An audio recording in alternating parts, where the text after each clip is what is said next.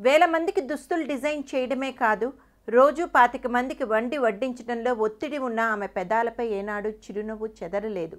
పిల్లలు, వాళ్ళ చదువులు, ఇంటికి దూరంగా ఉంటూ దాదాపు 4-5 ఏళ్ల పాటు సినిమాను ఓ యజ్ఞంలా పూర్తి చేయడం సాహసమైన భర్తతో కలిసి నవ్వుతూనే సాధించారామె. అదే మంత్రంతో డిజైనర్గా మంచి మార్కులు కొట్టేశారు రమా రాజమౌళి. బాహుబలి 2 ద కన్క్లూజన్ దుస్తుల డిజైనింగ్ నుంచి మొదలుపెట్టి మరెన్నో విషయాలు ఒక ఛానల్కి ఇచ్చిన ఇంటర్వ్యూలో ఆమె ఇలా చెప్తున్నారు. డిజైనర్గా నేను ఈ రంగంలో అడుగుపెట్టింది మగధీరాతోనే. అప్పటి నుంచి నా ఆలోచనలో, పని ఎంచుకునే విధానంలో, వాటిని ప్రదర్శించే తీరులో పురోగతి నమోదు చేసుకుంటూ వచ్చా. అలాగని నేను డిజైనింగ్ని ఓ వృత్తిగా భావించలేదు. ఇష్టంగా నా సొంత పనిగా అనుకుని చేశా. అందుకే ఎక్కడా ఒత్తిడి అనిపించలేదు. ఇలాంటప్పుడు ఇతరులతో పోల్చుకోకుండా 100% కష్టపడినప్పుడే ఆత్మ సంతృప్తి లభిస్తుందని నమ్ముతాను. ఆయనకు అదే నచ్చింది. బాహుబలి 2లోని ప్రతి పాత్ర కీలకమైనదే. ఓ డిజైనర్గా ఆ పాత్రలకు దుస్తులు రూపొందించడం నాకు వచ్చిన అదృష్టంగా భావిస్తా. మాహిష్మతి సామ్రాజ్యంలోని బాహుబలి, శివగామి, భళ్ళాలదేవ, బిజ్జాలదేవ వంటి ప్రధాన పాత్రలతో పాటు యుద్ధ సన్నివేశాల్లో పాల్గొన్న వేలాది మంది సైనికులకు నేను డిజైనర్గా, స్టైలిస్ట్గా పనిచేశా. అలాని దానికే పరిమితం కావాలని అనుకోలేదు. నా అవసరం ఉందనుకున్న ప్రతి చోట ఎవరు పని చేయమని నన్ను అడగక ముందుండేదాన్ని.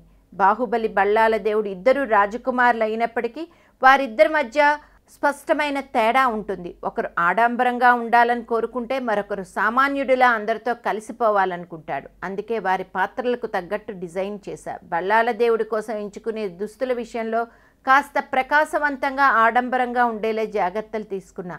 అలానే బాహుబలికి ఆహ్లాదకరమైనవి, లేత రంగులు ఉండేలా చూసా. ఇంతమందికి పని చేశా కదా. రాజమౌళి మాత్రం సత్యరాజ్ పోషించిన కట్టప్ప పాత్రకు ఆ ఆహార్యం భలే నప్పిందిరమా అని పొగడటం నాకెంతో సంతృప్తినిచ్చిందో చెప్పలేను. ఇక శక్తివంతమైన మహిళగా శివగామి పాత్రలో రమ్యకృష్ణ ఎలా కనిపించాలని కోరుకున్నానో అలానే ఆవిడకేది ప్రయత్నించినా ఇట్టే నెప్పేవి. ఆవిడ కోసం వాడిన చీరలన్నీ సహజ రంగుల్లో ఉండేలా చూసుకున్నా.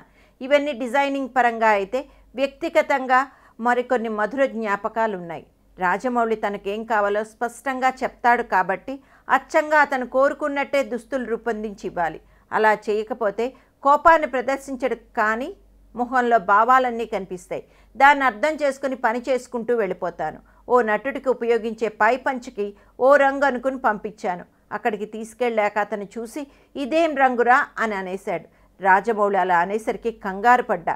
కాస్త మనసు చివుక్కుమన్నా అప్పటికప్పుడు దానికి ప్రత్యామ్నాయం వెతకడం మొదలుపెట్టా. తానే రోజు తిట్టలేదు, కానీ ఇలా ఏంటి అని అడిగిన భావమే నాకెన్నో అర్థాలను గుర్తు చేసింది.